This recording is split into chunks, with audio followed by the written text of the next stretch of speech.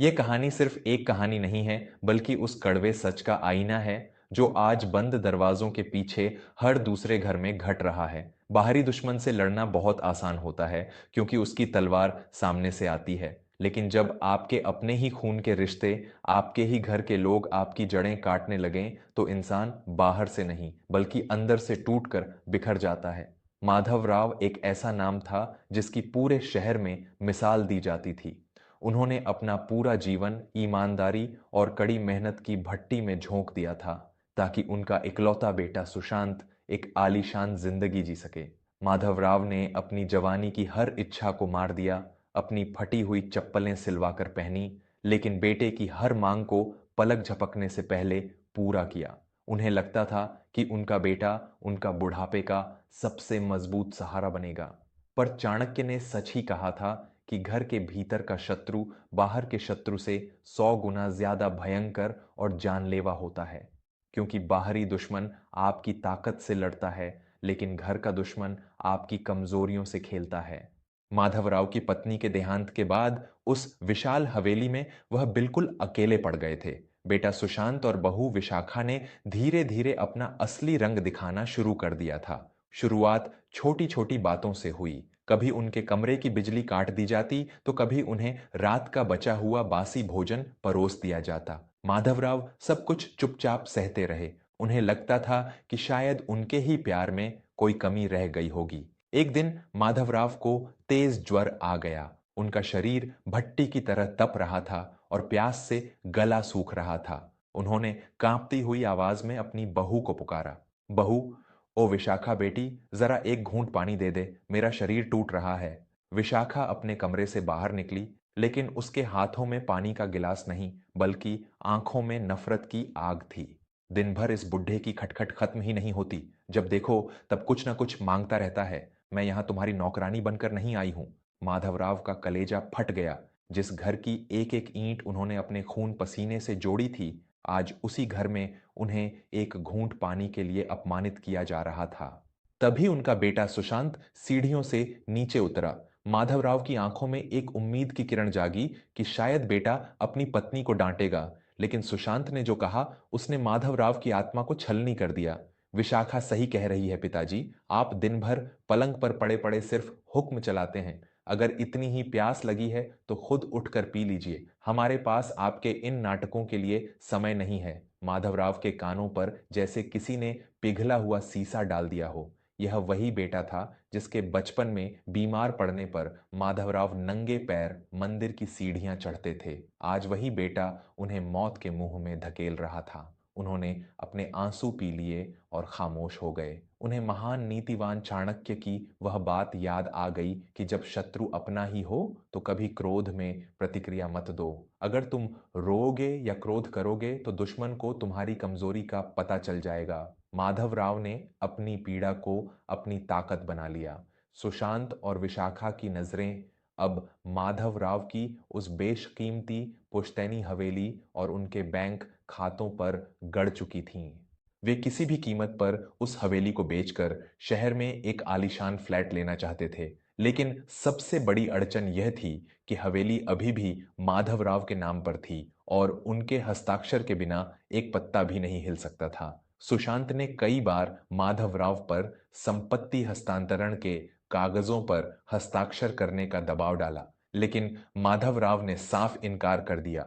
यह हवेली मेरे पूर्वजों की निशानी है सुशांत। मेरे जीते जी यह संपत्ति नहीं बिकेगी। मेरे मरने के बाद जो चाहो करना। यह सुनते ही सुशांत की आंखों में खून उतर आया।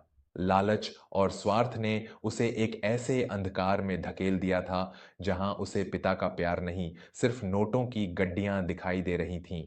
उस रात सुशांत और विशाखा ने अपने ही कमरे में बैठकर एक ऐसा खौफनाक षड्यंत्र रचा जिसे सुनकर शैतान की भी रूह कांप जाए।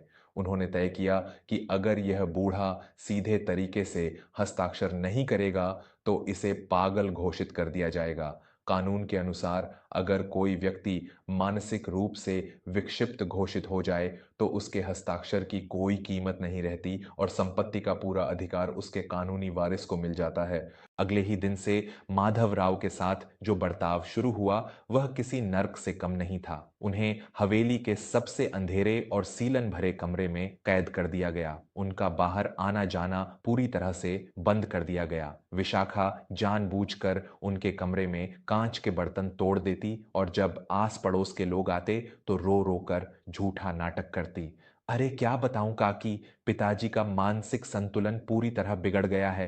वो हमें पहचानते तक नहीं हैं। कल तो उन्होंने मुझे मारने के लिए कुर्सी उठा ली थी। हम तो डर के साये में जी रहे हैं। समाज में माधवराव की छवि एक पागल और हिंसक बूढ़े इंसान की बनाई जा रही थी। ये घर के दुश्मन की सबसे बड़ी चाल होती है। वह आपको शारीरिक रूप से नहीं बल्कि मानसिक और सामाजिक रूप से तोड़ता है। माधवराव उस अंधेरे कमरे में बैठे बैठे सब सुन रहे थे। उनके अपने ही बेटे ने उनकी बरसों की कमाई हुई इज्जत को चंद दिनों में मिट्टी में मिला दिया था। लेकिन माधवराव कमजोर नहीं पड़े। उन्होंने चाणक्य की दूसरी नीति को अपनाया। शत्रु की चाल को पहचानो, लेकिन उसे यह भनक मत लगने दो कि तुम उसकी असलियत जान चुके हो। सुशांत ने शहर के एक भ्रष्ट चिकित्सक को पैसों का लालच देकर घर बुलाया।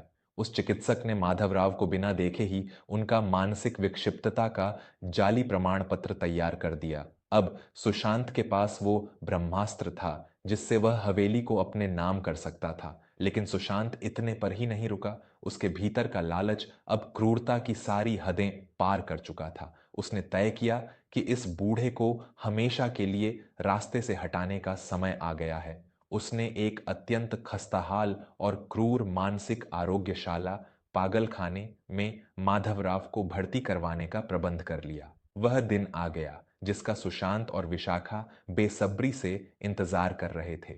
हवेली के बाहर संपत्ति खरीदने वाले बड़े बड़े दलाल खड़े थे। पड़ोसियों की भीड़ जमा थी और दरवाजे पर एक सफेद रंग की एम्बुलेंस आकर रुकी जिस पर मानसिक आरोग्यशाला का नाम लिखा था। सुशांत ने अपने चेहरे पर झूठे आंसुओं का नकाब पहन लिया। मुझे माफ कर दीजिए पिताजी, मैं आपका बेटा होकर भी आपकी रक्षा नहीं कर सका। आपकी बीमारी ने हमें मजबूर कर दिया है। आपको वहां आराम मिलेगा। विशाखा भी पल्लू से अपनी सूखी आंखें पोंछते हुए नाटक करने लगी। दो हट्टे कट्टे वार्ड बॉय कमरे में घुसे और माधवराव को दोनों हाथों से पकड़कर घसीटते हुए बाहर लाए। माधवराव के कपड़े मैले थे, बाल बिखरे हुए थे और चेहरा पीला पड़ चुका था। पड़ोसी यह सब देखकर अफसोस जता रहे थे, लेकिन किसी ने उस बूढ़े बाप की मदद करने की हिम्मत नहीं दिखाई। सुशांत ने दलालों की तरफ देखकर एक कुटिल मुस्कान बिखेरी और संपत्ति के कागजातों पर अपनी मोहर लगाने ही वाला था।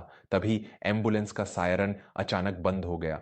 माधवराव, जो अब तक एक लाचार और बेबस बूढ़े की तरह कांप रहे थे, अचानक सीधे खड़े हो गए। उन्होंने उन दोनों वार्ड बॉय के हाथ झटके और अपनी आंखों से लाचारी का पर्दा हटा दिया। उनके चेहरे पर अब एक ऐसा तेज और प्रचंड ज्वाला थी जिसे देखकर सुशांत के हाथ से कलम छूटकर जमीन पर गिर गई। माधवराव ने एक गहरी सांस ली और ऐसी गरजती हुई आवाज में बोले जिसने पूरी हवेली को हिलाकर रख दिया। रुको सुशांत, तुम्हारे नाटक का पर्दा अब गिर चुका है। अब इस रंगमंच पर सिर्फ न्याय होगा।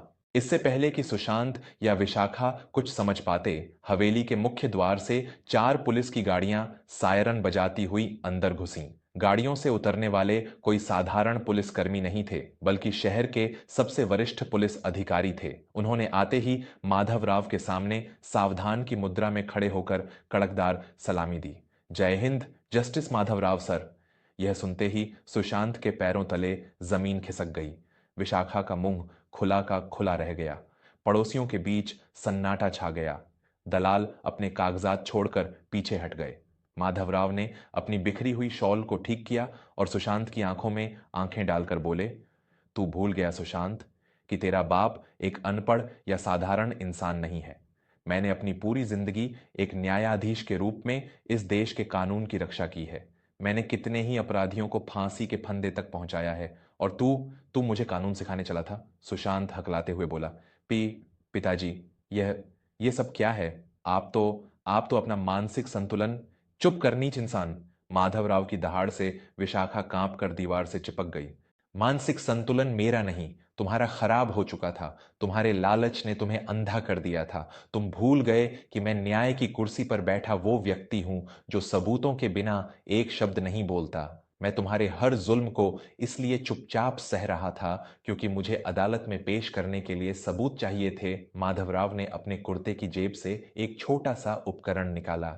ये देख सुशांत, वॉइस रिकॉर्डर।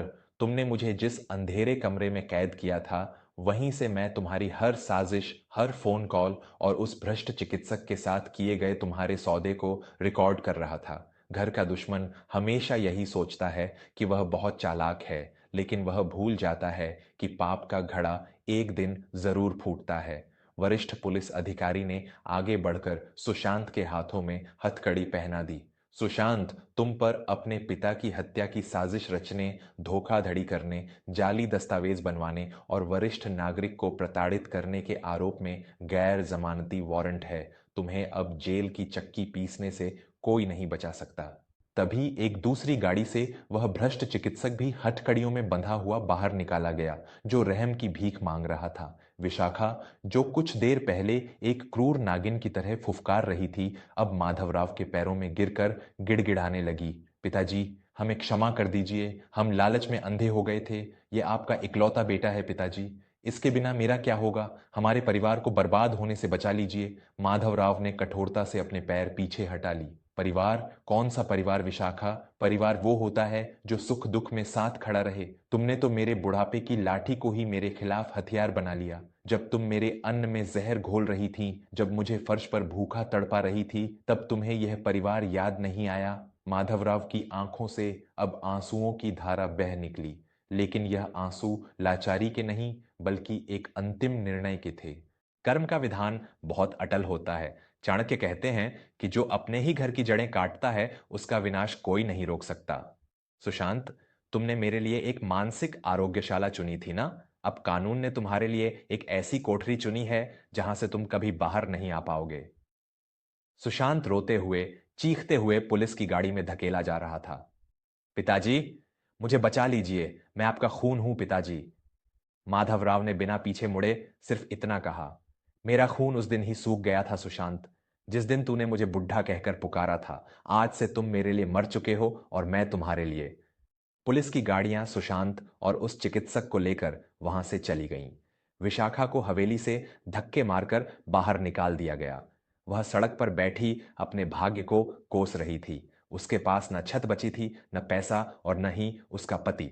माधवराव ने उसी दिन उस विशाल हवेली को एक अनाथालय में तब्दील करने के कागजातों पर हस्ताक्षर कर दिए। उन्होंने अपनी सारी संपत्ति उन बेसहारा बच्चों के नाम कर दी जिनके पास माता पिता नहीं थे। सच्चाई हमेशा खामोश रहकर अपना काम करती है। घर के भीतर बैठा लालची और स्वार्थी इंसान यह भूल जाता है कि जिसके पैरों तले वह गड्ढा खोद रहा है, हो सकता है कि उसी की बुनियाद पर पूरी छत टिकी हो। जब सहनशीलता की सीमा पार हो जाती है, तो एक शांत व्यक्ति का क्रोध उस तूफान का रूप ले लेता है जिसमें सारे रिश्ते, सारे स्वार्थ तिनके की तरह उड़ जाते हैं। इसलिए अपने घर के बुजुर्गों को कभी कमजोर समझने की भूल मत करना। उनके पसीने की गंध में वह ताकत होती है जो तुम्हारे सोने के महलों को पल भर में राख कर सकती है।